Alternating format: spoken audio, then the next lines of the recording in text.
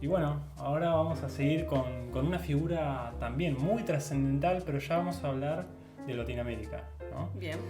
Vamos a hablar de... Nos vamos a lo hispano. A lo hispano. Ya estuvimos hablando de figuras A lo de latino. habla anglosajona, ahora venimos a lo hispano y vamos a hablar de el príncipe, como le han dicho muchas veces. Vamos a hablar de Gustavo Adrián Cerati, o más conocido como... Gustavo Cerati. Bueno, ese es re Gustavo fácil. Cerati, de exactamente. todo el mundo. Sí, nada de nombres artísticos ni cosas raras. Nacido en Barracas, Buenos Aires, el 11 de agosto de 1959. Bien. Esto quiere decir que su signo zodiacal, o sea, el sol, estaba en Leo cuando él nació. Qué loco, porque a mí no me da la primera impresión de que es muy leonino. Capaz que con el paso del tiempo... Bueno, en la juventud puede llegar a ser. Porque Leo, en lo positivo, es el brillo, es el león, ¿no? Ahí el pelo. El corazón valiente, es animarse, es defender lo que es propio. Pero en energía por ahí más baja, es el que quiere llamar la atención, yoísta. Y que no está bueno. Entonces justamente la cosa que él tiene que trabajar era la moderación y ser humilde, que creo que a lo largo de su carrera lo ha logrado. Sí. Pero además porque en su carta hay mucha tierra. Y esto lo bueno que tiene es que es una persona muy, muy estable en su vida cuando ya está dirigida en su rumbo. Sin embargo, también podía ser demasiado rígido. Habría que ver cómo era en lo profesional o quizás en lo amoroso. No lo sé ahí. Ahora vamos a ir viendo.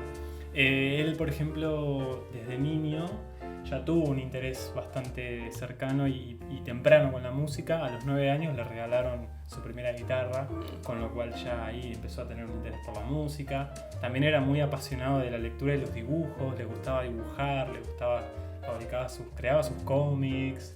También todo un artista. Sí, ya desde pequeño había un tinte artístico en su vida.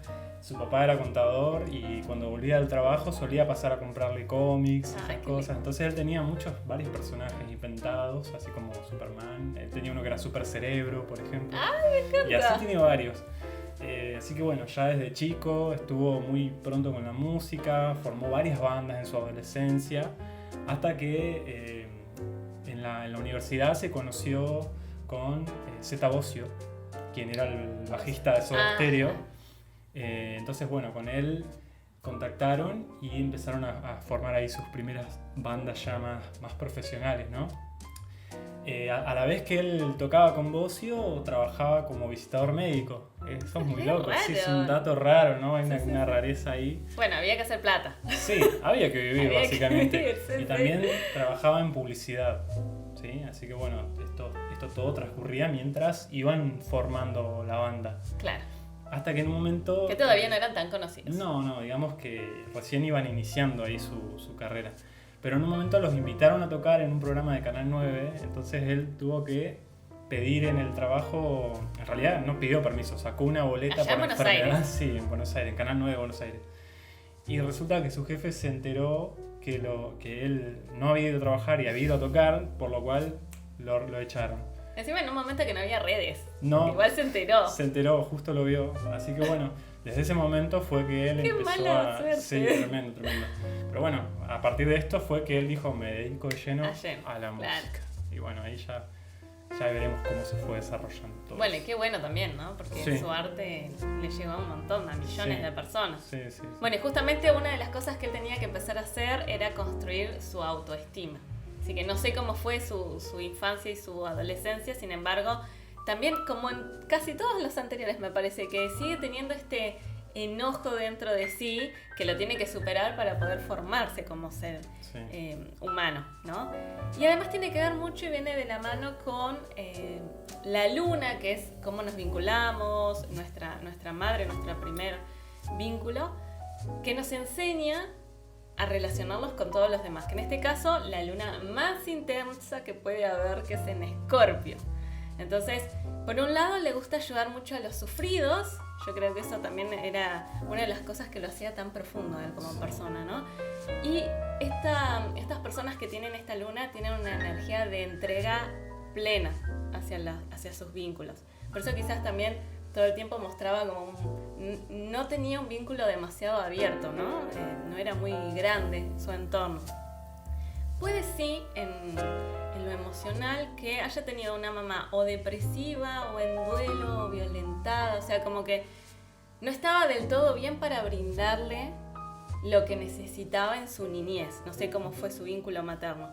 Pero además, la luna en Escorpio negativo, o cuando no está trabajada, como ellos tienen muchos miedos, lo que tienen que tener cuidado es hacer manipuladores, afectivamente hablando. Así que, bueno, eso habría que ver cómo fueron sus vínculos amorosos, ¿no? Porque en un tiempo estuvo bien, no sé después qué le pasó. Sí, digamos que él en su momento formó pareja con Cecilia Amenábar, con quien tuvo sus hijos, pero después de eso tuvo varias parejas. Que ninguna... Como que tenía una novia, después otra, iban y venían y ya después no se le conocieron vínculos muy estables. Claro.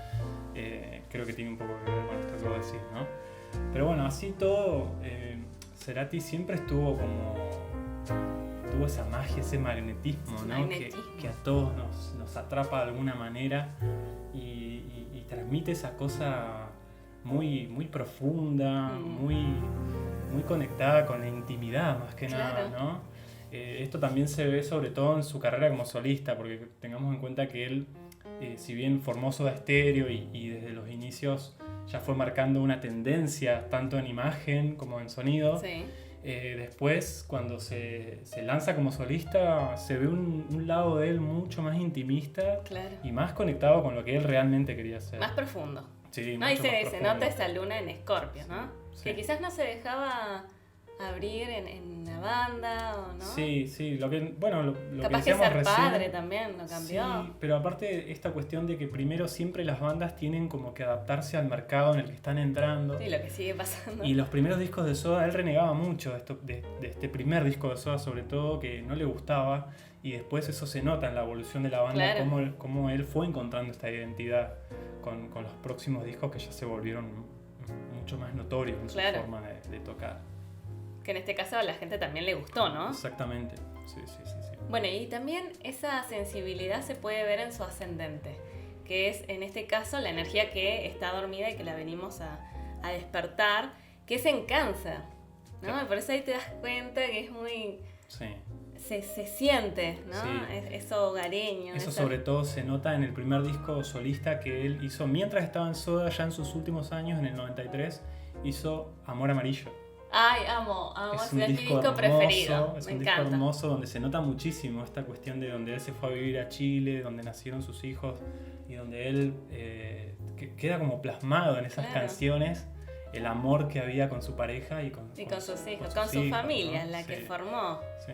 Bueno, pero justamente él lo que venía a trabajar era el ser tan individualista, ¿no? Y poder resolver tanto el vínculo materno como el paterno también. No sé cómo fue ahí su vínculo con el padre.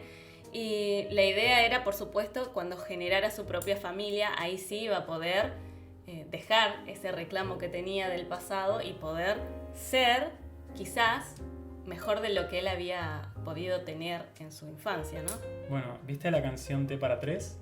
Sí, esa canción, por ejemplo, habla del momento en cuanto su padre cita a su mamá y a él a sentarse a la mesa a charlar y a contarle que estaba padeciendo de un cáncer. ¡No! Sí, la verdad que es bastante triste. Inclusive la historia pareciera no hablar de eso. Esa canción más bien pareciera hablar de un amorío ahí medio... Sí, con un tercero.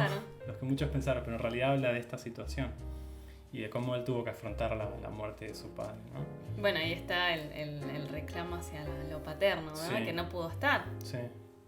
Ay, pobre. Sí. Qué loco encima, ¿no? Porque qué difícil ser padre sin haber tenido alguien que lo guíe en la adultez, ¿no? Qué fuerte, pobre. Sí. Bueno, y ahora continuamos con la parte de la sombra, de lo oscuro, eso que tenemos adentro nuestro, esa bestia que si no viviéramos en una sociedad con reglas sería lo que saldría a flote. Y en este caso tenemos como herida dentro de su alma, tiene también Quirón en Acuario, que tiene que ver con esto de la pertenencia en grupo, que ya lo habíamos visto, ¿no? La dificultad, al igual que Michael Jackson, en esto de no poder pertenecer, que sea difícil de estar en un grupo muy grande o de poder sentirse parte, ¿no? Entonces como que es más común para él el individualizarse. Entonces lo que tiene que hacer también es trabajar eso, que si no hubiera sido artista, podría haber sido o inventor o terapeuta, fíjate. Que yo creo que también la música es una terapia, ¿no? Sí, eso es como una forma a veces de liberar sentimientos, o a veces uno quizás de pronto no encuentra la forma de expresar algo o de decirlo de una manera, entonces muchas veces las canciones terminan siendo una forma de expresión o de decir algo, quizás desde lo poético o, ¿no?, encontrarle un sentido más artístico. Mandás una canción. Sí. Pero bueno, también tiene esto de la herida en poder formar vínculos muy íntimos, ¿no? Por el miedo a salir lastimado. Entonces quizás también por eso él todo el tiempo hablaba a través de la música, pero quizás en lo privado y en lo personal le costaba la comunicación directa. Viste que siempre en las entrevistas él hacía chistes, sí, o daba vuelta a la conversación para nunca terminar respondiendo realmente lo que la gente quería saber. De alguna forma encontraba una manera medio humorística y por ahí juguetona de evadirse o de salir para otro lado, ¿no? Claro. Incluso hay unos videos bastante graciosos de él por ahí diciendo cosas así random o chistes o claro, desviando la atención de lo que realmente había que responder. Pero realmente era mucho más profundo de lo que parecía a vistazo simple. Así. Es que por eso ese miedo a ser lastimado, porque realmente es que mientras más duro uno se muestra afuera, más blandito es. Exacto. Esa es la realidad. Sí. Y bueno, acá hablando de esta bestia que llevamos adentro, esta luna negra, que es Lilith, en este caso está en Tauro. Fíjate qué loco, porque él lo que tenía miedo era al no tener, a la escasez. Y lo que tenía que tener cuidado, que no sé cómo lo habrá manejado con su fama, era el deseo de todo el tiempo tener más plata, más poder, ¿no? Entonces, no sé eso si lo habrá afectado en su carrera. De hecho, hay un dato que estuve viendo el otro día que contaba que cuando fue lo del corralito, allá por el 2000, casi todo el dinero que él tenía de su trabajo, de toda su vida, se lo comió el corralito. ¡No! Sí, así que bueno, justamente... Ahí estaba el miedo a la escasez. Sí, lo atrajo. Sí. Inclusive hay otra anécdota que está muy buena. Él en un momento para un programa de fútbol que se emitía por aquellos años, hizo unos separadores y mientras los estaba grabando, fue justo en la época en el momento donde fue la revuelta con todo el quilombo de la Rúa cuando se fue en helicóptero. Y dicen que cuando él prendió el equipo en el estudio para empezar a hacer las grabaciones, por el equipo se filtró alguna señal de radio y se escuchó esta cuestión que estaba pasando con De la Rúa que se iba. Claro, y se enteró. Y ahí se enteró él mientras estaba grabando esos separadores. Que los debería haber cobrado en dólares. Pero no en el corralito. Pero ¿quién iba a saber lo que iba a pasar, no? Bueno, pero si lo hubiera trabajado bien, él era una persona que gracias a esta Lilith en Tauro podía dedicarse a negocios con otras personas, o sea que fueran colaborativos, y le hubiera ido bien si se hubiera adiestrado un poquito mejor en el tema de finanzas. Sí. Y por otro lado, también algo muy loco es que tiene una herida en cuanto a continuar por obligación las tradiciones de la familia y no realmente porque él las quisiera. Entonces quizás esa pueda llegar a ser una de las razones por las que formó una familia, que era lo que había que hacer, ¿no? Que en esa época encima era más marcado. Sí. Y no quizás porque realmente era lo que a él le hacía bien o le llamaba la atención o le gustara, porque por algo después continuó después de su separación solamente teniendo muchas relaciones que no llegaban a nada, ¿no? Sí. Quizás ese era el estilo de vida que quería, no sé si él estaba bien o no. Sí, de hecho, bueno, también es conocido, él en su momento fue conocido por una vida también bastante llena de excesos. Claro. Se supo que en las primeras épocas donde grabó los discos de Soda había un consumo alto de drogas, fumaba mucho tabaco, tenía una vida bastante castigada, autocastigada, ¿no? Con los vicios. Claro. Y creo que eso también tiene que ver con esto de dársela en la pera, como solemos decir, ¿no? Es conocido también ese detalle en su vida. Claro, los excesos. Sí, los excesos. Hay que tener cuidado con eso. Sí, mucho rock and roll. Claro. Y de manera negativa, yo no creo con eso de que tiene que ver con que sean los músicos así. Hay muchos músicos que son sanos. Entonces, sacar también ese concepto, ¿no? Que tenemos. Sí. Bueno, y acá es donde viene el karma, ¿no? Esto que siempre decimos, ¿de dónde viene a pagar en esta vida? ¿Por qué? ¿Desde dónde? Y coincide con algo que ya habíamos visto, que creo que era de Freddie Mercury, no. No, de Michael Jackson. De Michael Jackson. Bueno, por un lado, esto de Mercurio, que en otra vida había sido, en la parte de los egipcios, claro, como él, o mentido, o estafado, o manipulado la información a su favor. Entonces, en esta vida que le trae, todo lo contrario, ¿no? De todo ese chamullo que tenía para cagar a la gente, en esta la traía como era más retraído, tímido, no le gustaba mucho socializar, que si no hubiera sido por la música quizás no podía del todo, ¿no? Pero sí desarrolla estos dones creativos y sus recursos de expresión que además puede empezar a compartir con la gente, ¿no? Sí. Y además, todo esto tiene que ver con su vida pasada, que viene de otro planeta, de otra galaxia, al igual que como lo habíamos visto con Michael Jackson, por este Quirón retrógrado, que además de ser lo que nos hace mostrarnos vulnerables, esa herida que tenemos en el alma, él viene desde otro lugar, desde otra galaxia, que también hay otras teorías sobre su alma, ¿no?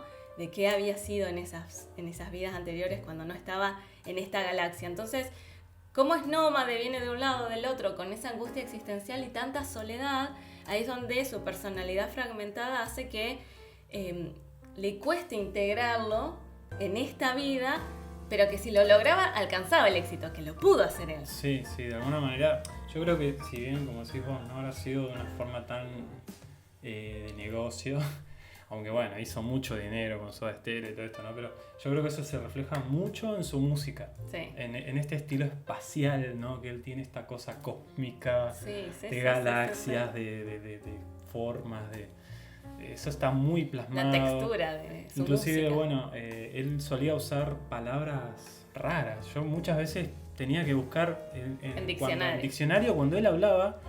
¿Sabes? ¿Qué está queriendo decir? ¿Qué? Entonces tenía que buscar el significado de algunas palabras que él decía. Inclusive hay una entrevista que hizo Shakira, que escribió el prólogo de su libro, o sea, de la biografía de Gustavo Cerati, donde ella decía que él tenía un librito que tenía palabras y tenía los significados de cada palabra en ese librito. Entonces él guardaba un librito que siempre llevaba con él, que tenía palabras que le parecían raras y buscaba y las anotaba. Y después usaba esas palabras. Entonces todo esto se nota muy intelectual, mucho. Sí, muy intelectual, muy estudioso. Qué lindo. Muy sabio, sí. Además, está lleno de planetas retro, pobre. Tiene un montón de karma de vidas pasadas. Se ve que se la mandó. Y esta es la primera vez que vean una carta así tan fuerte, que aparece Venus. Venus no aparece retro muy seguido. Y me gusta porque acá es donde se ve su parte, porque Venus es el deseo, lo femenino. Y se ve acá que en otra vida, en este caso, en los principios de la humanidad, te estoy diciendo, para los que son creyentes, vivió en el Edén. Mirá qué loco, wow. ¿No? Súper fuerte. En otra vida le faltó la parte afectiva, la sensibilidad, de poder conectar en profundidad con los demás, porque era muy codicioso, muy posesivo, que nada que ver con lo que muestran sus canciones, ¿no? Sí. Entonces, lo que él necesita en esta vida, no sé si lo pudo haber hecho en la parte personal o no, era dejar de ser narcisista por estar tan herido, quizás, y trabajarlo para poder elevar sus emociones y poder trascender, para poder abrir el corazón. Bueno, yo creo que esto por ahí, lo que vos estás diciendo, no sé si lo habrás superado, pero lo que puedo decirte es que pasó algo medio parecido con lo que había pasado con los Beatles, ¿no? De alguna forma él era un líder en Soda Stereo y era el que destacaba. Claro. Zeta Bosio en una entrevista decía, él no era en lo que después se iba a convertir este león alado, una cosa así, ¿no? Como diciendo, claro. Entonces se fue construyendo y fue tomando este liderazgo y esta fuerza, y él mismo era quien componía las canciones, quien producía, de alguna forma marcaba una línea. Entonces claro. Está esta cuestión media de liderazgo, del yo soy el que manda, las cosas se hacen así. Claro. Y eso también fue un poco lo que, entre otras cosas, fue llevando al desgaste de la banda Soda Stereo. Pasó más o menos lo mismo que con los Beatles, ¿no? Llegó un momento en que ya la relación estaba desgastada y hasta él mismo contaba en entrevistas que llegó un momento que cada uno tenía su representante y entre ellos no se hablaban. Era re loco, sí. Entonces bueno, es difícil tener una banda, ¿no? Sí, lo volvemos a decir como ya dijimos antes, es una relación de convivencia, de egos, lo mismo acá. Sí. Bueno, y esa también que él tenía esta estructura se puede ver en otro planeta que tiene retrógrado, que era Saturno, que era justamente en esta de la resistencia al cambio, ser muy rígido, querer que todo se haga a su manera. Sí. Pero bueno, sí se puede desarrollar. Esto es también es un alma súper vieja, ¿no? Que viene así como venía también de otra galaxia, después acá encarnó y es de las de hace 5 millones de años, claro, en las que todo ese pesimismo y apatía que le había quedado le repercute en esta con esa rigidez. Pero si se trabaja, al igual que todo lo que siempre podemos trabajar, ¿no? Tenemos algo que nos complica o que nos dificulta, pero siempre lo podemos sanar. Si lo hubiera hecho, podría haber asumido esos riesgos y quizás, aparte de porque tener éxito en lo laboral no necesariamente significa el éxito en tu vida. No, para nada. No sé cómo se sentía él en su parte emocional, pero lo podría haber trabajado. Sí. Por ejemplo, cuando fue la separación de Soda, fue algo parecido con los Beatles. Él dijo, yo hice esta banda y yo me voy y la banda desaparece. Es muy loco cómo ese patrón se repite, ¿no? Sí, que tiene que ver con el ego, ¿verdad? Sí, yo creo que hay un ego muy fuerte ahí. Pero también entiendo lo que él decía con esto de, por ejemplo, cuando se hizo el último recital de Soda Stereo en 2007, él estaba muy reacio a volver a juntarse con la banda. Pero dijo, vamos a hacerlo, y va a ser la última vez, pero vamos a hacerla bien para darle un broche de despedida. De hecho, ahí fue donde él dice esta famosa frase, gracias totales, claro, ¿no? Que quedó en el inconsciente colectivo y que siempre la tenemos ahí, gracias totales. Que lo usamos todos. Lo usamos, exactamente. Bueno, y también esto tiene que ver con su misión de vida, ¿no? Que quizás en lo profesional lo pudo lograr, pero en lo personal no tanto, que era esto de, bueno, pongo primero al otro y después a mí, ¿no? Que en ese caso fue, bueno, a los oyentes, a los seguidores, lo hacemos por ellos. Exacto, él dijo, si bien nos llevamos como el culo, vamos a decirlo así, pero bueno, vamos a hacerlo por lo que fue Soda y lo que representa, ¿no? Entonces dijo, y yo creo que de alguna forma es dejar un poco el ego de lado. Claro, pero por los fans. Darle un cierre como se lo merece. Y qué bueno. Y bueno, y por último, justamente el Dharma, el punto de fortuna, de mayor felicidad, que es lo que nos premian en la vida, el universo, la energía, por hacer bien las cosas, era justamente que tenía que seguir trabajando esto del compromiso con los otros y mejorar los vínculos que tenía para profundizarlos, y como tarea tenía que trabajar en las armonías relacionales, y más que nada, que ya lo habíamos visto antes, en las amorosas, que fíjate que no lo logró. No. Y quizás por eso también él se dejó, porque esta vez, ¿no? Entró en coma después. Sí. Y uno puede o no salir. Sin embargo, es como que él decidió no despertarse, ¿no? Y quizás también porque muchos doctores dicen esto de que depende del alma si quiere o no seguir. Y se notaba que él como que estaba ahí, ¿no? Sí, es más, estuvo 4 años en coma. Un trayecto muy largo de tiempo. En el 2009 le había sacado su último disco como solista, Fuerza Natural, y en el 2010 se encontraba de gira por toda Latinoamérica, hasta que en un momento en Venezuela, después de un show, sufre una descompensación, donde tiene este accidente cerebrovascular, ¿no? El ACV, y bueno, ya... Bueno, justamente por su estilo de vida poco saludable, no ayudó. Sí, fumaba mucho tabaco, bueno, muchos excesos, todo lo que ya muchas sabemos. Drogas, mucho todo. Y bueno, hasta que en el 4 de septiembre del 2014 nos dan esta tristísima noticia, ¿no? Ese fallecimiento a todos nos dolió muchísimo. Sí. Y todos esperando ahí que algún día, y no pasó. No pasó, lamentablemente, pero bueno, yo creo que así todo él dejó un legado muy lindo en cuanto a la música y su conexión profunda en la intimidad. Y que lo seguimos teniendo cuando escuchamos cada canción de él. Sí. Y bueno, hasta acá todos los famosos que estamos considerando para el análisis fallecidos. Sí, exacto. De mala manera. Bueno, vamos a ver si ya para el próximo episodio un vivo. Alguno que todavía está vivo actualmente. Alguno que todavía esté. Bueno, espero que se hayan entretenido tanto como nosotros en este episodio.